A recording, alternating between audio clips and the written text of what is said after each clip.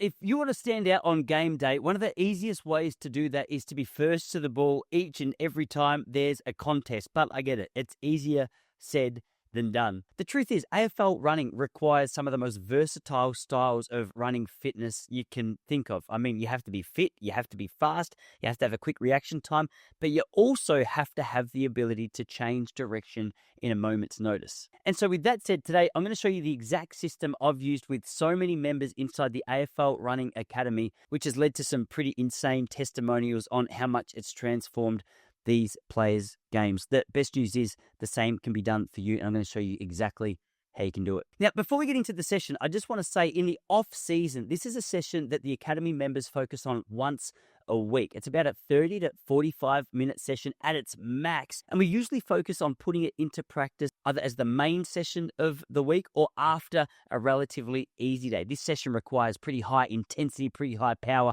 so we want to make sure we're going into it with fresh legs. All right, we're going to break it down into 4 stages. This is how the session works. Essentially, we're all going to start with a warm-up. I'll start the warm-up with a relatively easy jog, around 5 minutes of super slow jogging. It's not about speed here. It's about getting the heart rate up, warming up the muscles, getting the joints ready for action. If you've got access to it, after that, we're going to do around 5 minutes worth of foam rolling. This is just helping loosen up those key running muscles, target the calves, the quads, the hamstrings. We want to free up that range of motion. So as soon as we go, we're not doing any hammies, any calves. We're not doing any stress that we don't need to do. The last part of the warm-up that we're going to do before we get into it is some dynamic mobility. This is things like leg swings from front to back and side to side, which opens up our hips and our hamstrings. Then we'll just walk through with some knee hugs, where step at a time, you'll bring one knee to your chest or as close to as possible, and then do the same with the other. You do about 5 to 10 on each leg. And then from here, we move into stage 2, which is all about acceleration and power.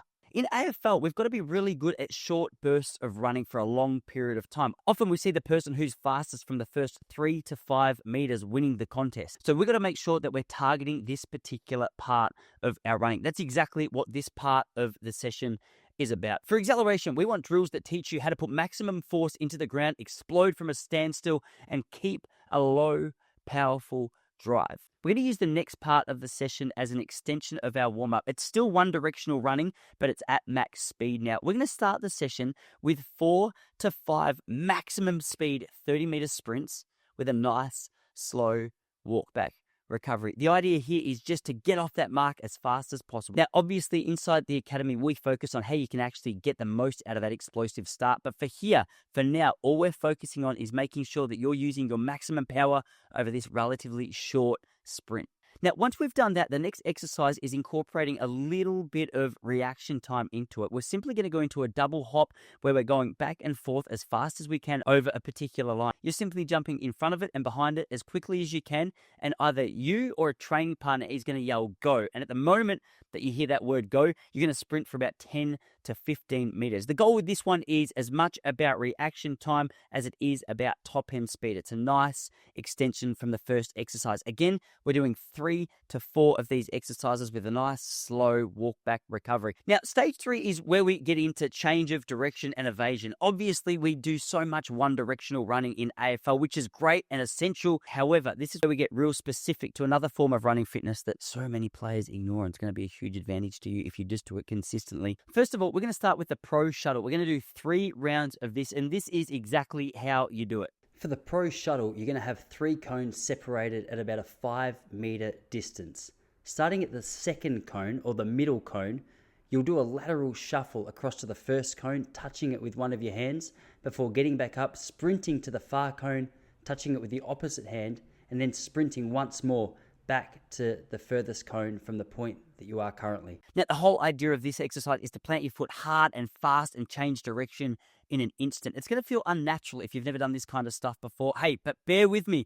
Over time and consistency, if you keep showing up, this is going to become second nature. It's like typing on a keyboard. Remember that in school? You start typing and then all of a sudden you touch type. You don't know how you did it. It's the same kind of process. Just, I don't know if that's the best analogy. From there, we're going to move into the Icky Shuffle through a ladder or cones. Now, this trains foot speed, coordination, balance. You've got to keep your eyes up, just like in a game. You don't want to start developing bad habits that you're never going to include in your game. So ideally, keep those those eyes up, move through that ladder as fast as you can. Going to do 3 to 4 rounds of this, and it looks exactly like this. Starting at one end of your ladder, you're going to make a 3-step transition through the first portion of your ladder. Moving your right step into the first portion, then your left foot into the first portion. You'll finalize the movement by having your right foot on the outside of the ladder. Then moving up to the next portion of your ladder with the opposite foot, you'll make that same movement throughout the distance of your entire ladder. After you've done the Icky Shuffle, we're going to move into one you might be more familiar with, which is called the Karaoke.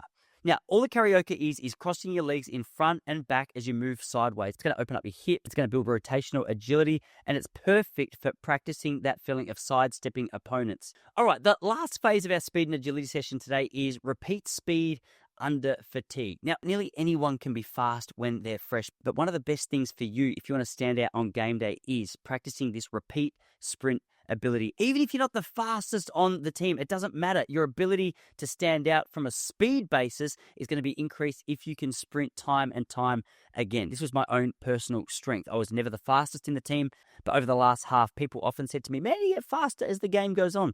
I didn't. I was just real close to my maximum pace. You can do the same. Here's how we're going to do it. With these drills, we want to focus on high speed when you're tired. Now, the first exercise is called hat drops. This is a reaction time, it's agility, and it's top end speed. Either you or your coach can throw a hat in a particular direction, and then once it's thrown, react immediately and target that cone. If you're training by yourself, it's going to look like this. Starting with 4 or 5 cones in your hand, you're going to sprint forward and backwards at about a distance of 1 meter.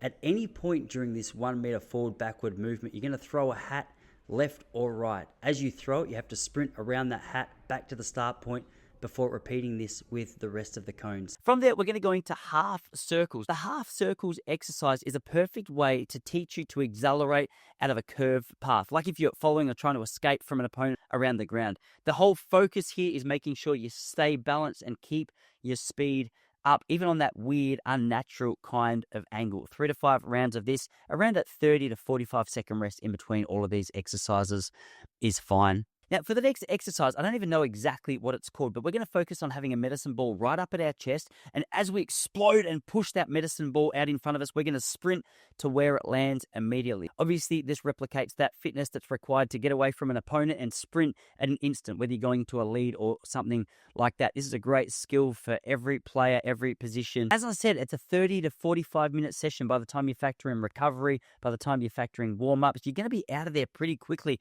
It doesn't have to be dramatic, really long. In fact, sometimes these sprint sessions are better off being kept short because we can maintain a relatively high power throughout them. Naturally, as the session goes on, we're going to get more and more fatigued, but that's a part of the training. That's exactly what we're trying to develop, that ability to stay strong, fast, and fit under fatigue. The good news with sessions like this is there's so many different ways that we can structure it and schedule it, with different exercises that we can focus on to make sure that you're ticking absolutely every box that the AFL running variations require.